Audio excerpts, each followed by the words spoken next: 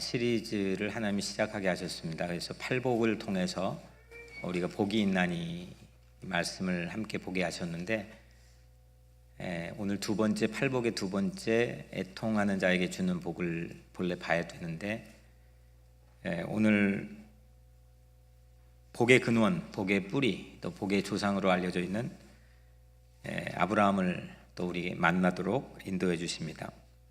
사실 이 교회 부임하자마자 설교한 본문이기도 한데, 오늘 그 아브라함과 재회하는 시간을 우리가 갖도록 하겠습니다.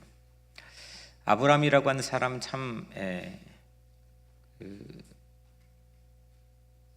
평범하지 않는 사람입니다. 왜냐하면 4,000년 동안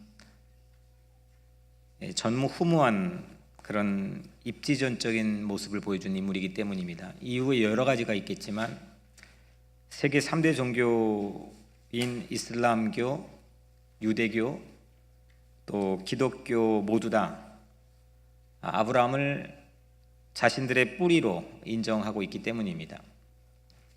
이슬람교는 모하메드에 의해서 아브라함을 제2인자로 존경하고 있습니다. 이슬람이 경전인 코란에는 아브라함이라고 하는 인물이 188번이 나올 정도로 빈번하게 아브라함을 존경하고 있습니다. 유대교는 아브라함을 민족의 조상으로 생각합니다. 자기 민족의 뿌리로 생각을 합니다. 실제 성경의 창세기 1장부터 11장까지는 원역사라고 부르고 12장부터 족장역사, 그러니까 이스라엘 민족이라는 태동이 12장부터 시작이 됩니다. 다시 말하면 이스라엘 민족의 시조는 아브라함이라고 생각합니다. 그래서 민족의 조상으로 그들은 생각하고 있습니다. 우리가 믿고 있는 기독교는 아브라함을 뭐라고 부르죠? 믿음의 조상으로 부르죠. 믿음의 조상으로 존경합니다. 성경에 관련된 아브라함에 관련된 그 구절들을 이곳저곳 찾아봤습니다. 그리고 아브라함을 세 가지로 만날 수 있는 것 같습니다. 아브라함이 우리에게 보여준 세 가지 얼굴을 차례대로 말씀드리면, 첫 번째, 아브라함은 하나님의 친구로 소개가 됩니다. 감히 예수님의 친구도 아니고 하나님의 친구라고 하니까 우리가 좀 어색하지만, 역대하 20장 7절에 보면은 주의 벗 아브라함, 야고보서 2장 23절 말씀에도 아브라함은 하나님의 벗이라 칭함을 받았더니, 하나님의 친구, 하나님의 벗, 아주 유일하게 성경에서 불려진 이가 아브라함입니다. 두 번째, 아브라함은 천국의 관리인으로 소개가 됩니다. 이건 좀 여러분들이 익숙하시겠지만, 누가복음 16장 22절에 거지가 죽어 천사들에게 받들려 아브라함의 품에 들어가고, 거지 나사로가 죽은 다음에 낙원에 들어가는데 아브라함의 품에 안깁니다. 캐톨릭은 좀 이거를 왜곡해서 연옥이라고 하는 세계의 근거로 삼기도 하지만, 여튼 우리가 부인할 수 없는 것은 천국의 매니저로, 천국의 관리인으로 아브라함을 성경은 소개하고 있습니다. 세 번째, 오늘 이 부분에 대해서 우리가 이제 주목하려고 하는데, 아브라함을 복의 근원으로 소개합니다. 창세기 12장 2절 말씀, 오늘 우리 제목이기도 한데 너는 복이 될지라. 이전에 우리 가지고 있는 한글 번역 성경에는 너는 복의 근원이 될지라 이렇게 돼 있죠.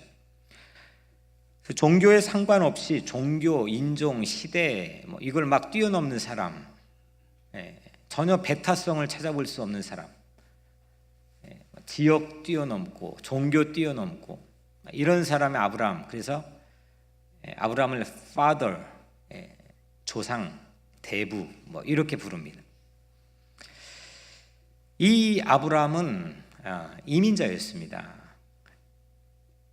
오늘 1절 말씀이 여호와께서 아브라함에게 이르시되 너는 고향과 친척과 아버지의 집을 떠나 내가 내게 보여줄 땅으로 가라. 갈대아 우루, 현재 이라크가 고향이었던 이 아브라함은 이민을 갑니다. 그냥 이민이 아니라 죽을 각오를 하고 이민 간 겁니다.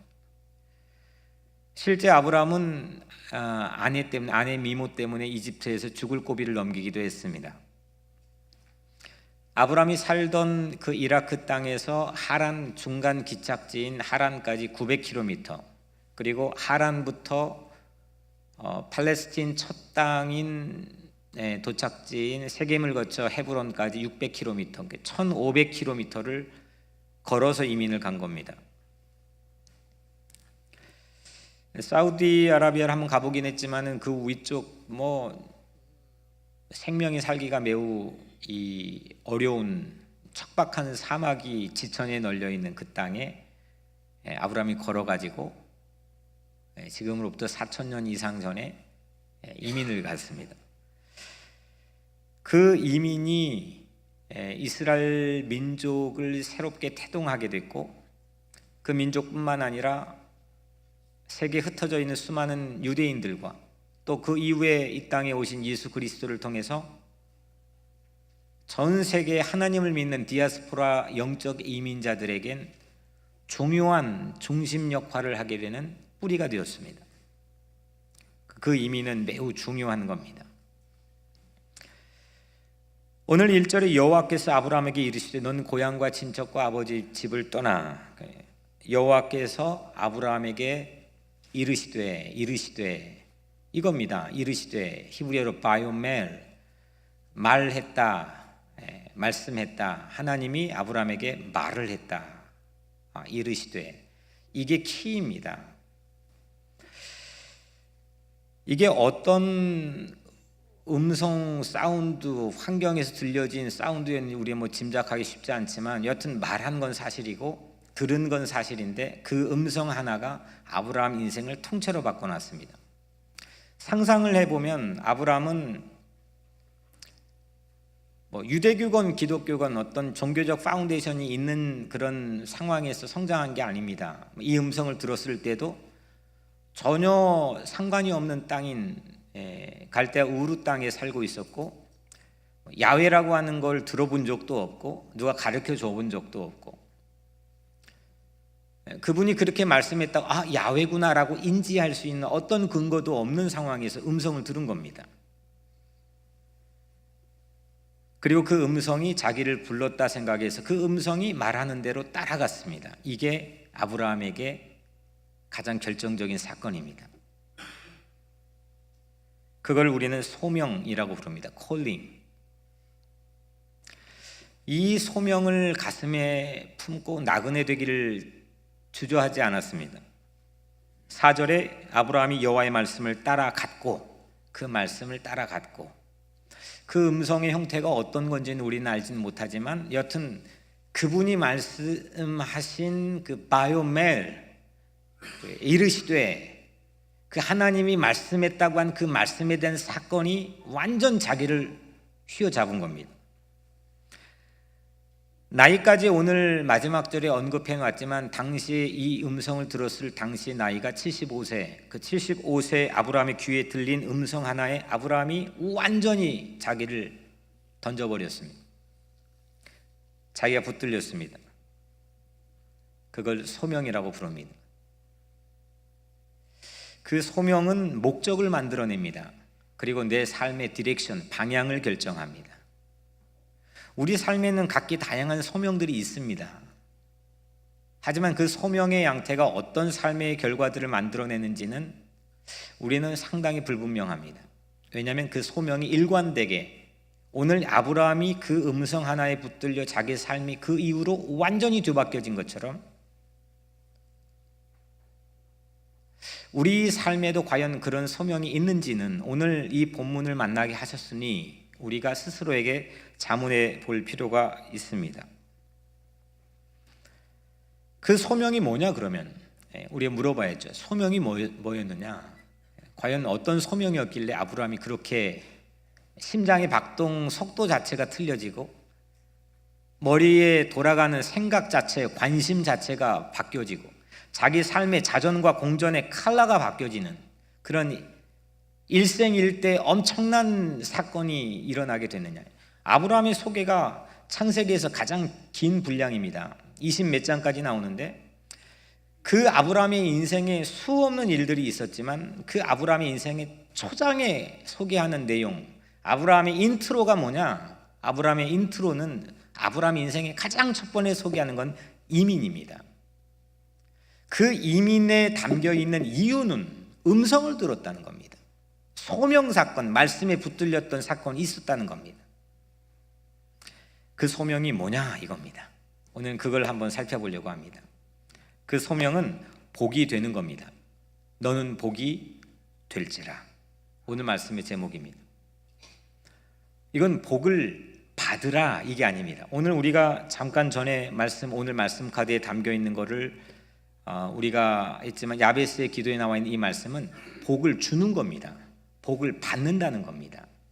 근데 이거는 복이 되라는 겁니다. 네 자체가 복이 되라는 겁니다. 이건 완전 하늘과 땅 차이입니다. 그 복이 바로 이민자의 복입니다.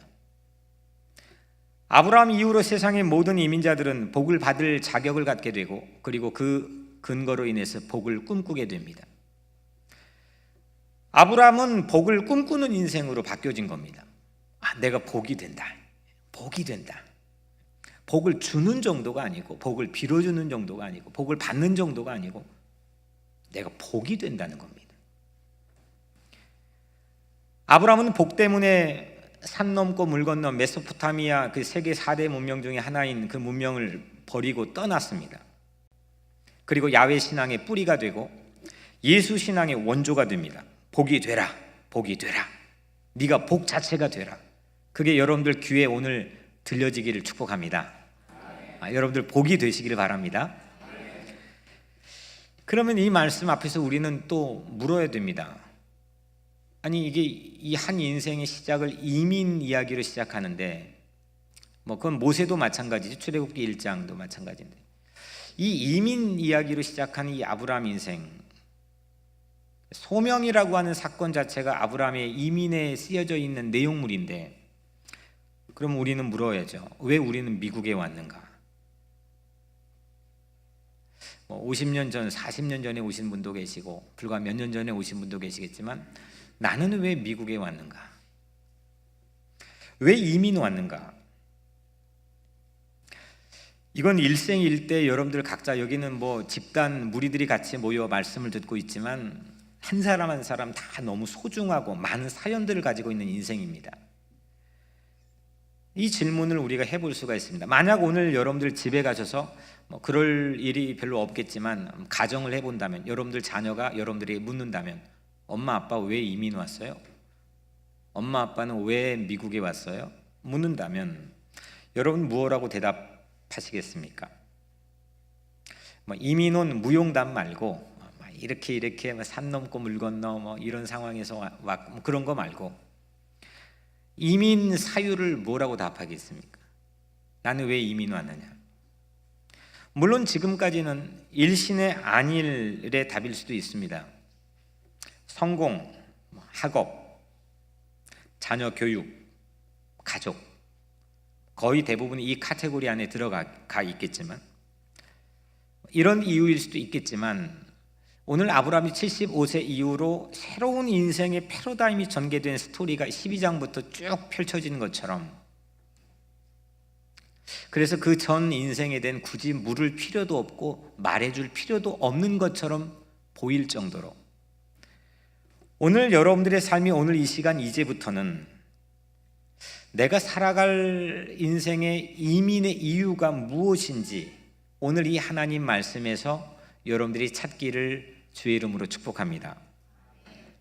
이민의 소명이 뭡니까? 아브라함처럼 하나님이 준 소명이 내 입술에서 나올 수 있다고 한다면 뭔가 틀린 인생이 되지 다른 인생이 되지 않겠습니까? 이민자의 복이 되는 소명, 이민자의 복이 되는 소명, 그 소명이 아브라함처럼 나를 심장의 다른 박동소리로 인도할 수 있다고 한다면 그 사람은 행복한 삶을 누리게 될 줄로 믿습니다.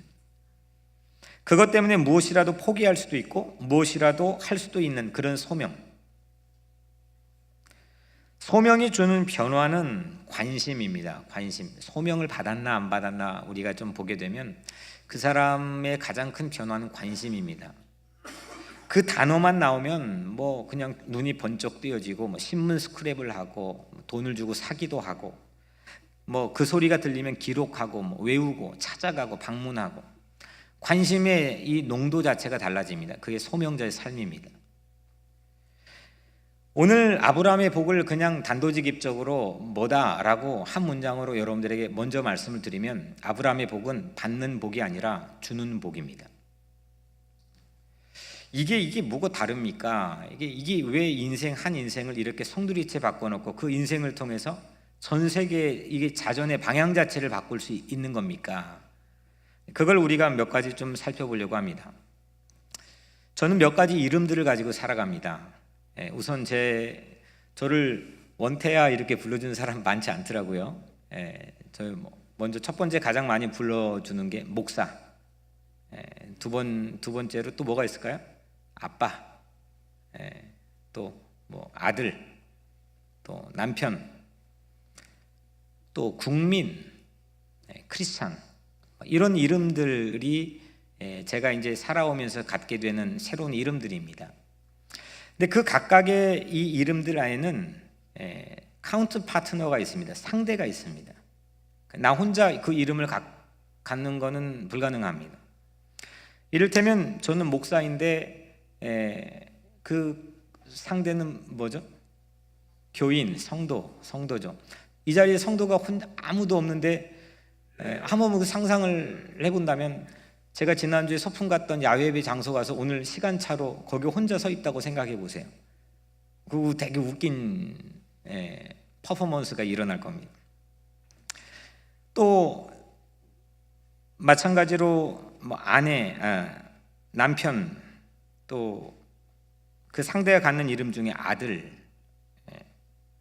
또 아버지, 또 국민이니까 나라, 국가, 크리스찬이니까 하나님, 이런 상대들이 있습니다. 그 상대와 관계를 맺으면 그 이름의 의미를 가지고 살아갑니다. 몇 가지 좀 여러분들이 묻겠습니다. 목사가 이제 살아가는데 목사가 교회의 덕을 보고 싶을까요? 아닐까요? 목사가 교회의 덕을 보고 싶을까요? 아닐까요? 보고 싶죠? 대답 잘하셔야지. 솔직히 저도 여러분들 덕을 보고 싶습니다. 근데 여러분들도 손익계산이 있습니다. 만약에 제가 이익이 전혀 안 되고 그냥 뭐 그렇게 가정해 본다면 주구장창 뭐 언제 깨어날 뭐 기약도 없이 그냥 아파 누워 있는다고 가정해 본다면, 그리고 아니면 뭐 손해만 된다면, 그래도 여러분들 좋아라 할 수 있을까요? 좀 대답을 해주셔요. 그래도 좋아. 자신 있게 대답하기 쉽지 않죠. 이게 상대가 갖는 이 의미 안에서 이루어진 이름이라고 하는 게 거의 대부분이 이 사람 사는 세상에는 손익계산이라는 게 있습니다. 그럼 이건 없겠지 생각할 거 하나만 좀 생각해 본다면, 남편과 아내 사이에 손익을 따지는 계산이 있을까요? 없을까요? 남편은 없다고 그러고 아내는 있다고 그러고, 손익을 따지는 계산이 남편과 아내 사이에 있을까 없을까? 이거 결혼하고 며칠 동안만 없는 것 같습니다. 지나면 손익을 따집니다. 만족, 또 내 욕심을 위해 서로, 그걸 좀 극단적으로 표현해 본다면 하고 있는 건지도 모릅니다. 왜냐하면 이게 충돌이 안 되면 험악해집니다. 사랑이 식어져 버리면, 그래서 요즘에 뭐 보험도 듭니다. 신혼에는 다 주고 싶은데, 이거 다 주고 싶은데 나이가 들면 정말 서로 얼굴만 봐도 죽고 싶어질 때도 많습니다. 신혼에 다 주고 싶다, 이거는 기쁨, 그 주는 게 기쁨이거든요. 근데 시간이 지나면 자기 이익 다 챙깁니다. 받은 거는 못 받으면 가만히 보면 화가 납니다. 그리고 받아야 될 대우라고 생각하고 있는데 그건 못 받으면 짜증이 납니다. 자기는 준 것도 없는데도 괜히 짜증이 납니다. 손해본 것 같다는 느낌이 들 때가 많습니다. 그러다 그냥 어느 정도 시간이 지나면 뭐 권태기 뭐 이런 것도 다 지나고 이제 어느 정도 시간이 지나면 이제 이렇게 오늘 이 앞에 있는 어르신들처럼 포기하고 삽니다. 또 하나 이건 아니겠지 생각하는 관계를 또 하나 들춰보면 부모 자식 간의 관계를 한번 보면 이 사랑의 관계만큼 숭고한 게 어디 있겠습니까? 하지만 가만히 제 목회하면서 보면 자녀가 이렇게 어릴 때는 몰랐는데 컸습니다. 그래서 자녀가 커서 자기 일들을 자기가 해나갑니다. 그런데 보면 가끔씩 부모를 좀 서운하게 할 때가 있습니다. 말이 짝사랑이지 부모가 상처 받을까요? 안 받을까요? 부모 상처 받죠. 서운하죠. 너를 어떻게 키웠는데. 그래서 부모들이 무슨 말을 합니까? 키워놔봤자 다 소용없다. 이게 다 주면서도 다 할 거 다 해주면서도 얼마나 좀 그런 말입니까? 다 해줄 거 해주거든요. 근데도 마음이 그렇다는 거죠.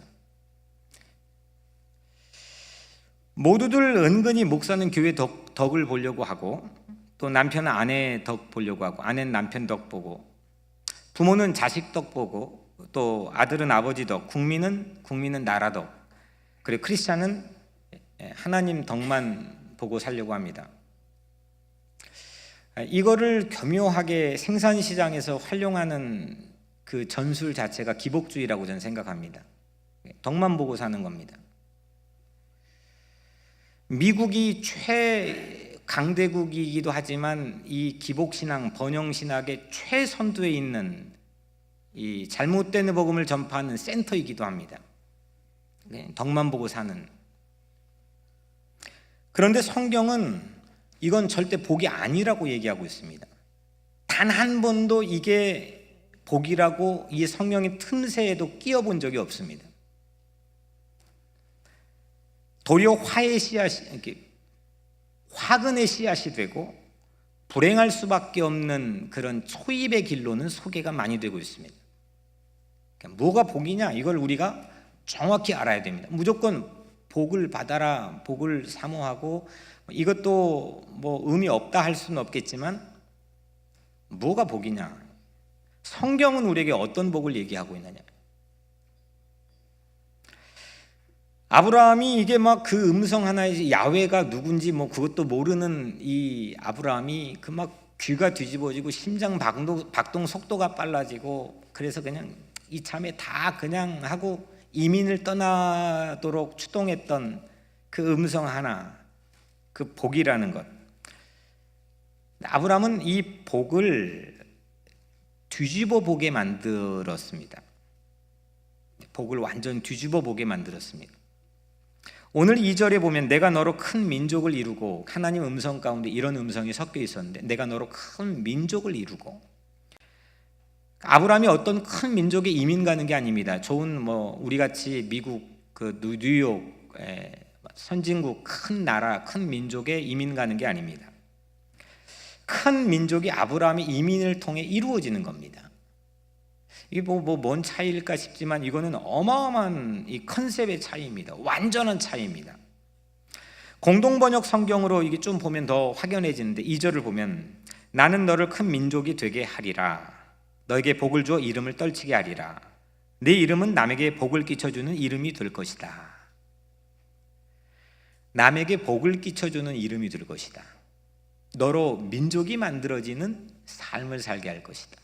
이게 아브라함이 받은 눈이 확 띄어진 소명이었습니다. 나 때문에 아내가 수지 맞고 나 때문에 교회가 덕을 보는 겁니다. 내가 졸업한 학교 때문에 우리가 보통 좋은 학교 들어간 이유가 그 레퓨테이션을 평생 끌고 가는 거잖아요. 그래서 내가 졸업한 학교 때문에 내가 덕을 보는 거하고 나 때문에 내가 졸업한 학교가 덕 보는 거하고 어떤 게 좀 더 근사하고 클까요? 그죠? 네. 내가 졸업한 학교 때문에 내가 덕 보는 것도 뭐 그렇게 그닥 나쁘다고 볼 수는 없겠지만 이거와는 비교도 안 되게 나 때문에 그 학교가 빛이 나고 그 학교가 영예롭고 그 학교의 자랑이 되는 것, 그 학교가 덕과 수지를 맞는 것, 이건 뭐 정말 세상 말로 잽도 안 되게 큰 차이가 나는 거죠. 나 때문에 나라가 수지 맞고, 좀 더 한 발짝 좀 더 나가보면 우리 평상시 하지 않는 생각이지만 하나님도 내 덕 좀 본다고 생각한다면 어떨까요? 그러니까 얼마나 근사한 복입니까? 여러분들 물주라고 하는 말 아십니까? 물주가 어떤 거죠? 물주, 식당 가가지고 이제 나갈 때 되니까 신발끈 묶고 아래 쳐다보고 있는 사람, 그 사람은 물주의 자격이 전혀 없는 사람이죠. 물주는 무조건 식당 가서 밥값 내는 사람, 그리고 회사의 스탁을, 주주를 가장 많이 갖고 있는 사람, 이런 사람을 우리는 물주라고 부릅니다. 요즘 사람들은 모두 다 한결같이 큰 물주 만나려고 혈안이 되어 있습니다. 어디 대박 터질 데가 없나 이리 저리 두리번거립니다. 모두 받으려고만 합니다. 절대 조금치라도 손해보려고 하지 않습니다. 여러분도 근데 큰 물주만 붙잡지 마시고 조물주를 붙잡기를 축복합니다. 조물주가 제가 조시라 조물주가 아니고 크리에이터, 그러니까 세상 창조하신 분, 우리를 만드신 분, 그 세상을 가장 큰 권력을 가지고 계신 분, 이분을 붙잡기를 축복합니다. 조물주 붙잡아서 내 자신이 큰 물주 되는 게 오늘 아브라함의 핵심적인 키워드입니다. 주는 복을 받는 겁니다. 돈 벌어서 남 주냐 뭐 이런 얘기 있죠? 아니요, 돈 벌어서 남 주자는 겁니다. 공부 안 한 자식들에게 우리가 야 공부해서 남 주냐 뭐 이렇게 본인도 공부 잘 열심히 안 했으면서도 공부해서 남 주냐 뭐 이렇게 맨날 말하는데, 아니요, 공부해서 남 주자는 겁니다. 이게 성경이 세상과 완전 다른 시각을 가지고 교육하는 겁니다. 속담에 우리나라 속담에 이런 말도 있습니다. 죽 써서 뭐죠? 개 주는 꼴. 아니, 이건 완전 사람 쫌생이로 만드는 겁니다. 나 아닌 다른 사람에게 주는 건 모두 개에게 주는 것과 같다는 건데, 이건 작은 생각, 이게 작은 사람을 만드는 겁니다. 미국이 1990년 중반에 세계를 호령했던 가장 중요한 가치 여러 가지가 있는데, 그 중에 하나가 패밀리입니다. 가족. 이 가족이라고 하는 가치가 애국심의 아주 근간을 이루고 있다고 저는 생각합니다. 근데 그게 지금 전부 다 깨졌습니다. 이제 지금 미국의 최고의 가치는 전부 퍼스널 밸류입니다. 자기, 개인입니다. 그래서 이 아주 미국의 정말 좀 이게 극단적일지는 모르지만 쫌생이들밖에 없습니다. 세계를 품고 이로 인해서 세계의 덕이 되고 수지가, 그러니까 뭐 지금 행정부도 마찬가지로 뭐 미국 제일주의를 외치는 사람이 대통령이 된다는 게 그게 미국의 수준이라는 겁니다. 미국 때문에 세상이 덕을 보고 미국 때문에 세상이 영예를 받고 뭐 이걸 해도 지금 부족할 판인데, 이게 지금 국가의 최고 통수권자가 지금 될 수 있는 퀄리파이 된 밸류가 나만 잘 먹고 우리만 잘 먹고, 이거 공부해서 남 주냐? 남 주자. 성경의 밸류하고는 완전히 상반된 가치로 미국이 가고 있습니다. 사람들이 그거에 열광할 수밖에 없는 근원적인 지금의 수준을 적나라하게 우리에게 공개하고 있습니다. 나로 인해서 주변을 수지맞게 만드는 것, 나 때문에 주변이 덕을 보게 하는 것, 이건 존재의 복을 받는 겁니다. 마지막에 소유한 것, 이건 남는 게 아닙니다. 마지막에 남는 거는 준 것만 남습니다. 이거 예수님도 말하지 않습니까? 하늘의 보물을 쌓으라. 이건 뭐 헌금 많이 하고 뭐 그런 걸로 활용하기도 하는데 그런 게 아닙니다. 남는 건 준 거밖에 없다는 주님의 예수의 가치가 이 안에 담겨 있는 말씀입니다. 3절 말씀에 땅의 모든 족속이 너로 말미암아 복을 받을 것이라. 이 공동번역을 보니까 더 맛을 살려놨습니다. 세상 사람들이 내 덕을 입을 것이다.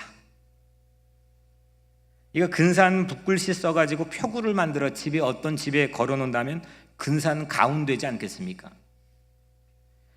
세상 사람들이 네 덕을 입을 것이다. 그러니까 아브라함 가슴 속에 새겨진 이 가운이 아브라함의 인생뿐만 아니라 민족의 방향뿐만 아니라 이 인류의 방향을 바꿔놓을 수 있는 중요한 나침판이 되었습니다.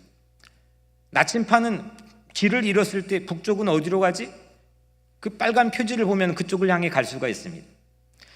이 인류가 길을 잃었을 때 하나님께서 아브라함의 심장을 벌렁거리게 만들었던 그 소명 사건에 담긴 복을 나침판 삼는다면 예수가 그 길로 왔습니다. 예수는 십자가에 올라 이민가 가지고 그 십자가에서 주는 복의 절대적인 전형적인 표상이 되었습니다. 그게 하나님께서 우리를 인도하시는 길입니다. 복 있는 길입니다. 그게 행복한 삶입니다. 그런 세상은 우리도 마찬가지지만 우리도 모르는 사이 세상에 오염된 교회까지도 쫌생이 같은 아주 작은 사람을 양산해내고 작은 사람의 생각만을 호도하는 그런 세상과 교회가 되어버리고 있는지도 모르겠습니다. 아브라함 가문의 가훈이었던 세상 사람들이 네 덕을 입을 것이다. 이 3절의 말씀, 아브라함이 세상 덕 보는 게 아니라 세상이 아브라함 덕 보고 사는 것, 이건 굳이 누구하고 경쟁, 라이벌이 될 필요가 없습니다. 내가 세상 덕 보려고 하면 분명히 경쟁이 생깁니다. 누군가를 딛고 올라가야 됩니다. 이겨야 됩니다. 그래야 거기에서 얻어지는 복을 정의할 수 있습니다. 그런데 성경은 그걸 말해본 적이 없습니다. 성경은 나 때문에 네가 덕을 보는 겁니다. 도리어 경쟁을 없앱니다. 승부욕 자체가 필요가 없습니다. 이건 어마어마한 혁명적인 자산입니다.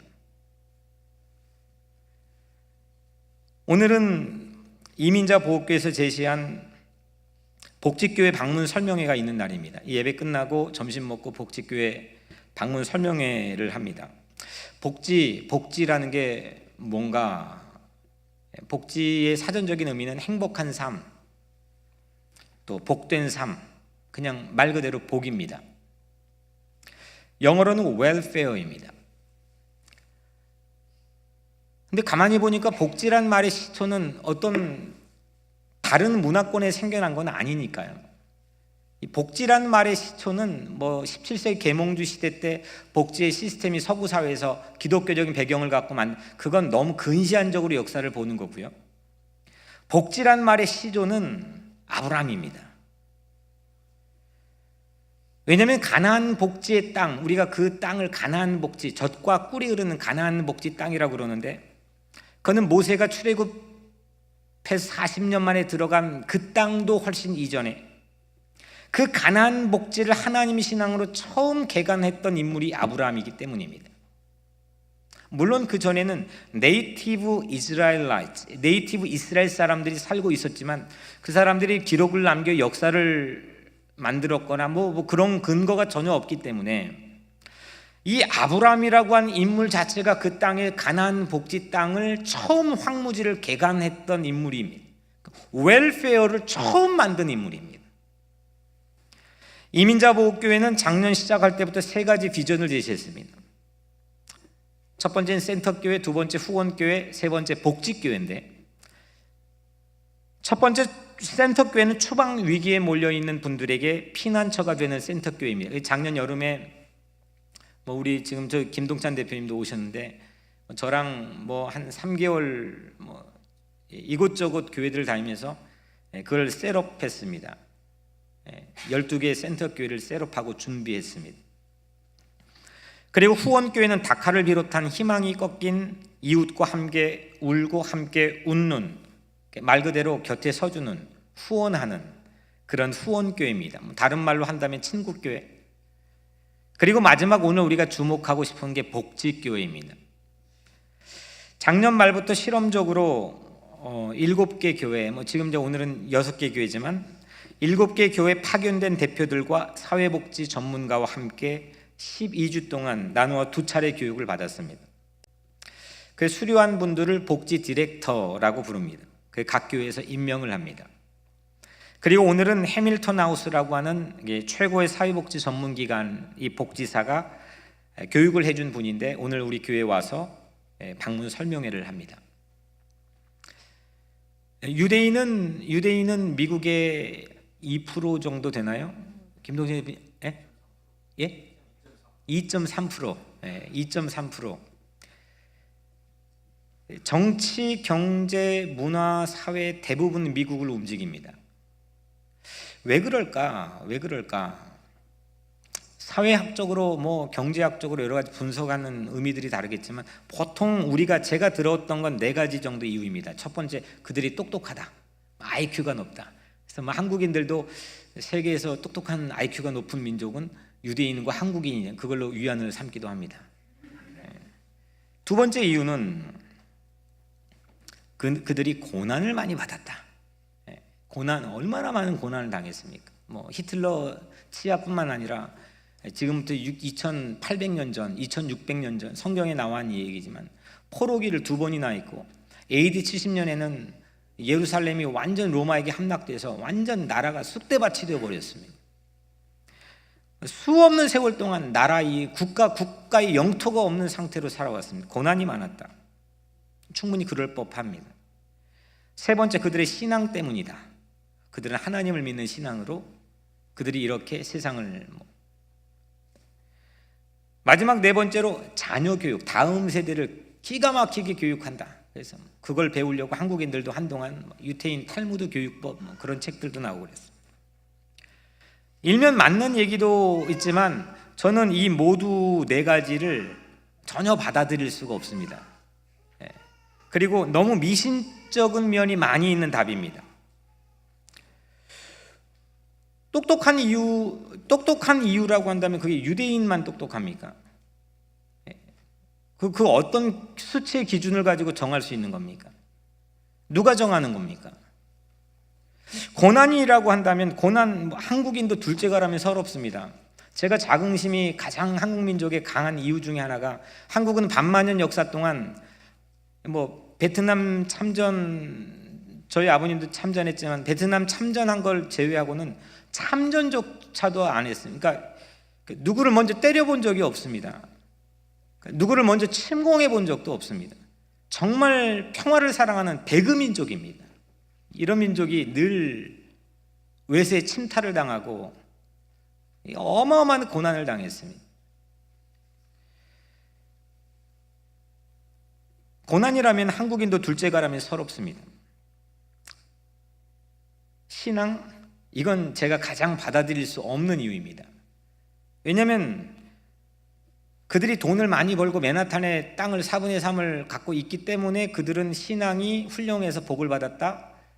그건 너무 얼토당토 않는, 이건 정말 받아들일 수 없는 이야기입니다. 제 입장에서는. 그들은 예수를 그리스도로 믿지 않습니다.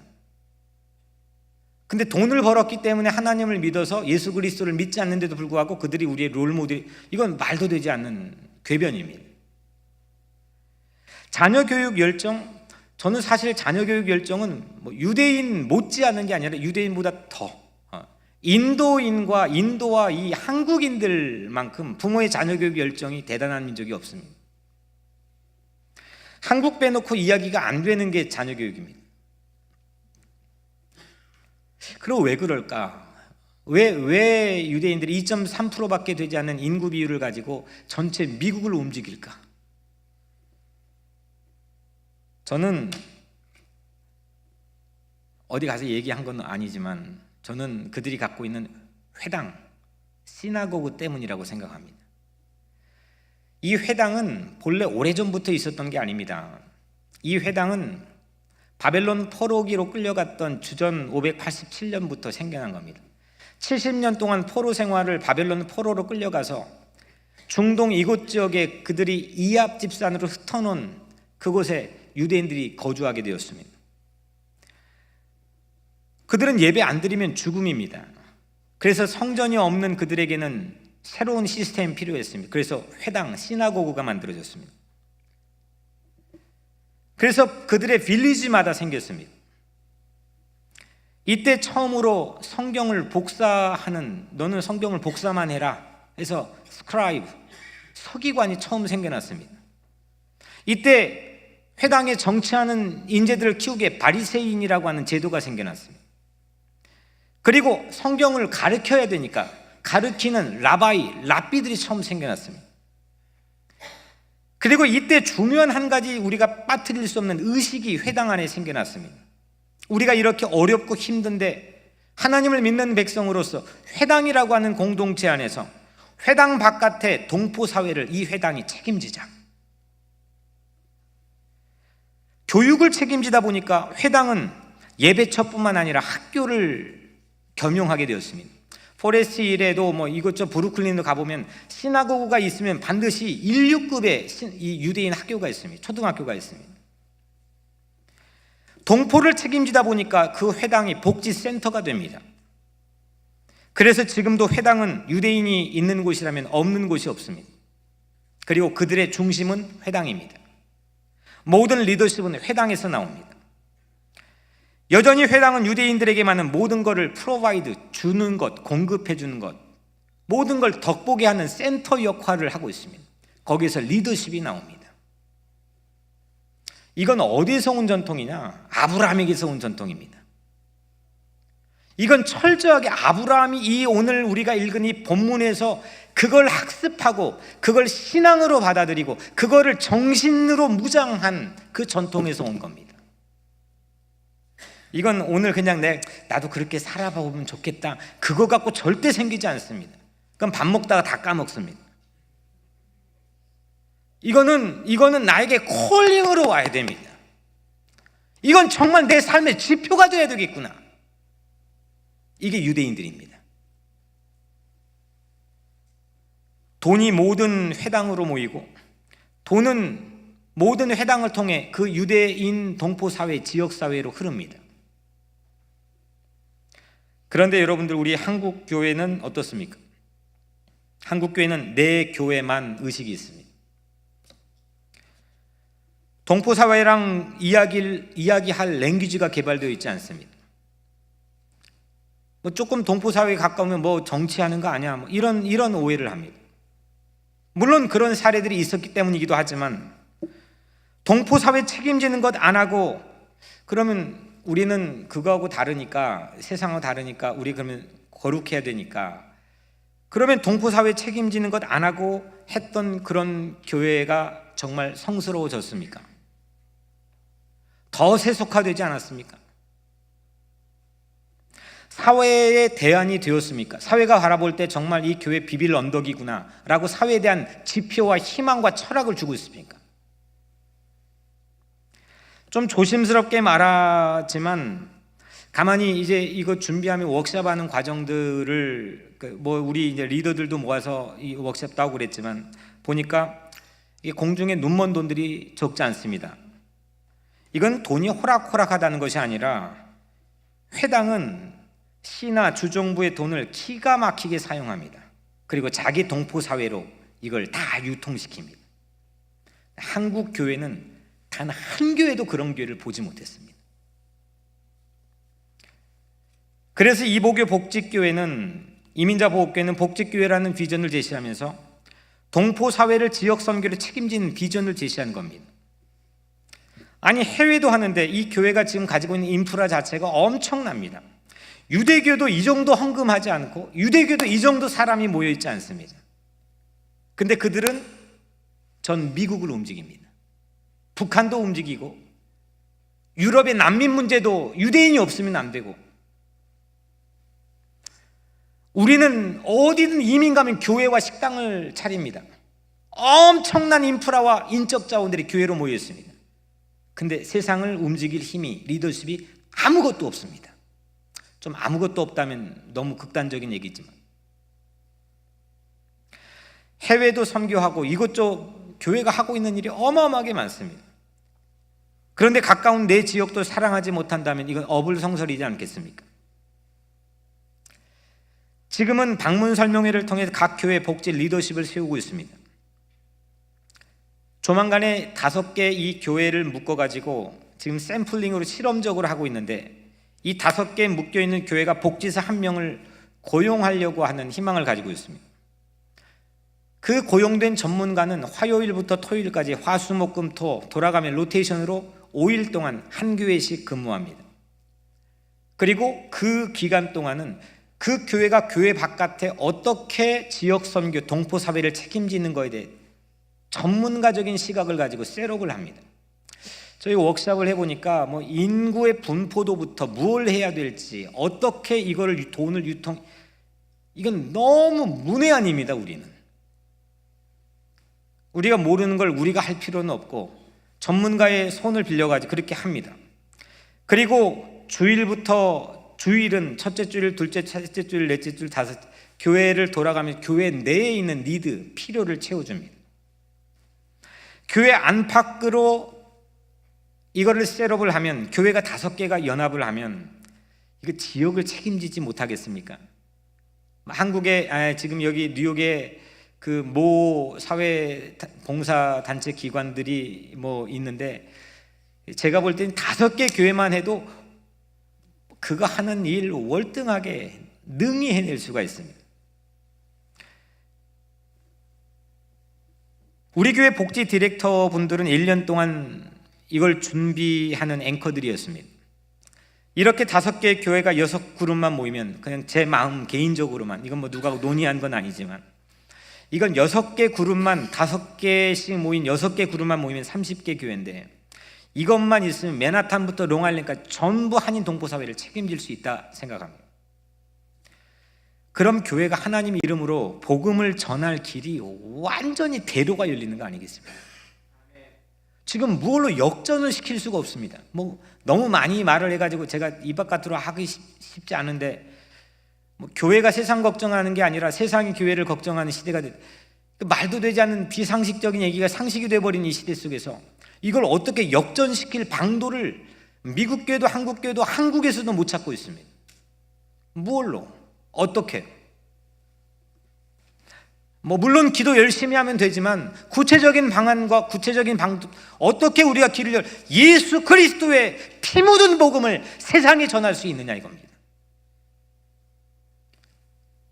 교회 때문에 하나님 덕보게 하는 마음을 가지면 됩니다. 그 기적이 일어나면 됩니다. 복직교회는 그 가치로 세워진 비전입니다. 복직교회는 물론 내가 모르는 서비스, 그 노인복지에 관련된 내가 잘 모르는데 그 못 받았던 서비스, 그 받는 것도 의미가 있습니다. 아마 오늘 오후에도 보니까 모르는 게 너무 많은데 우리가 거기에서 배우고 알아가지고 혜택 받을 수 있는 게 정말 아주 많이 있습니다.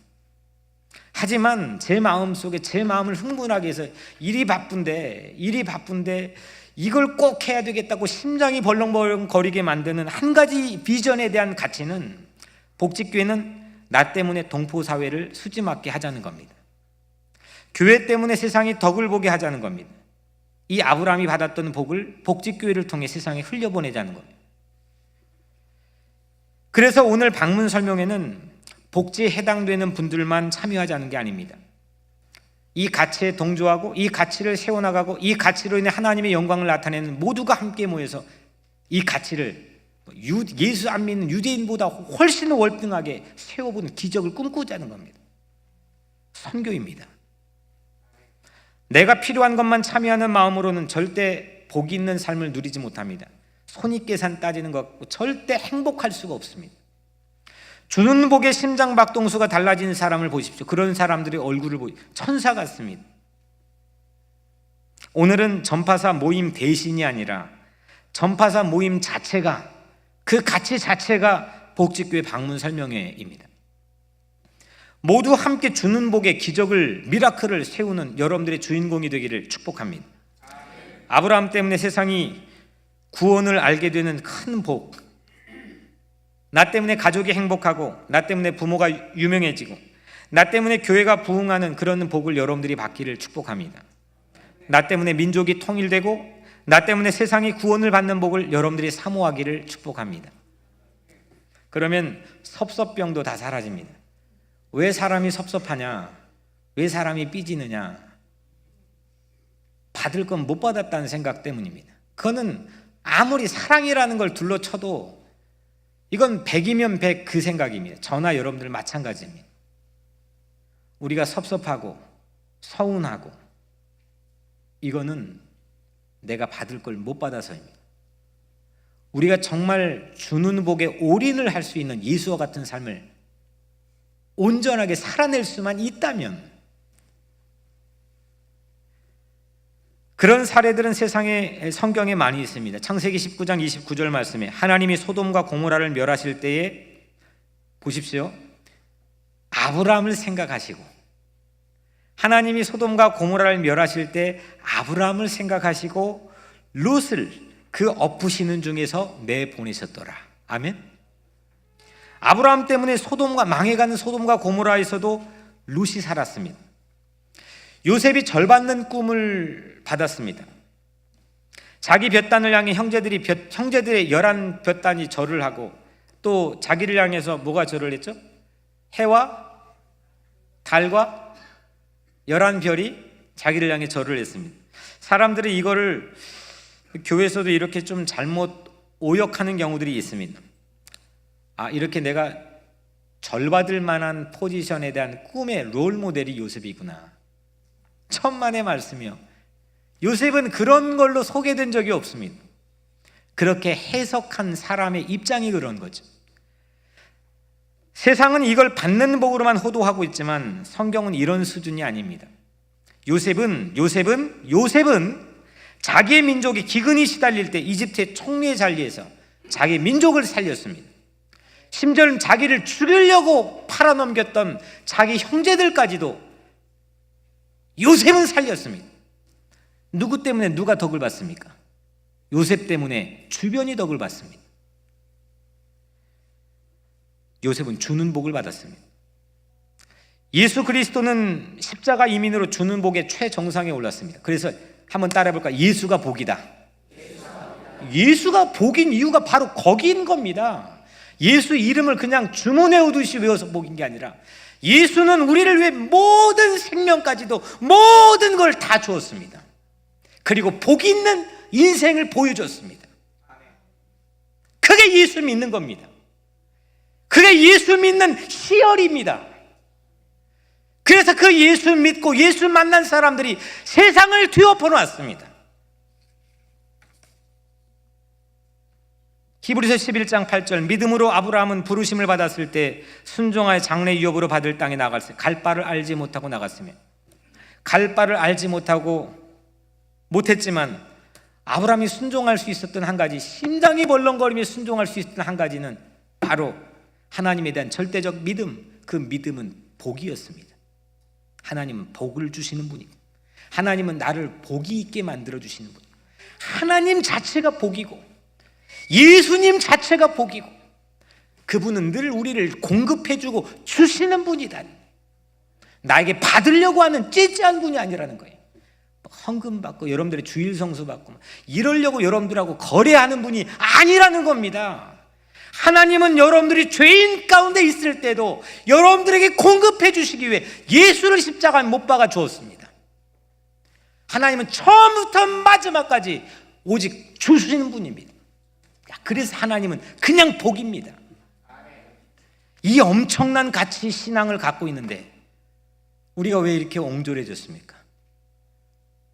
왜 이렇게 우리가 속이 좁아졌습니까?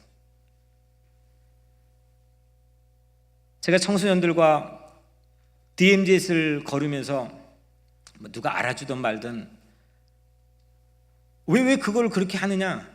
나 때문에 민족의 통일이 수지를 맞을 날을 기대하기 때문입니다. 그 길을 걸으며 기도하는 청소년들 때문에 민족의 평화가 앞당겨질 덕을 보는 날을 기대하기 때문입니다.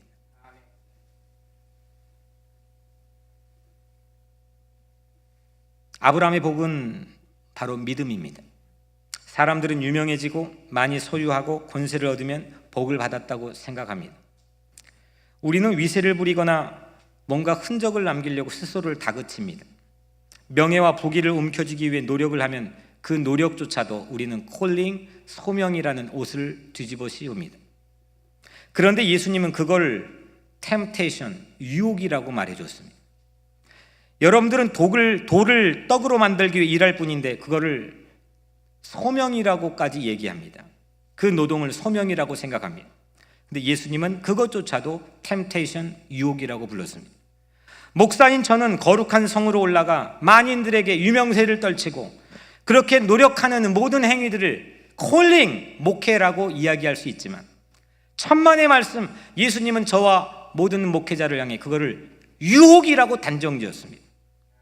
아브라함의 소명의 기초는 무엇입니까? 아브라함의 소명의 기초는 네가 복이 될지라입니다. 이 말씀 때문에 아브라함이 움직였고 아브라함의 인생이 움직이니까 지구의 자전의 칼라가 바뀌었습니다.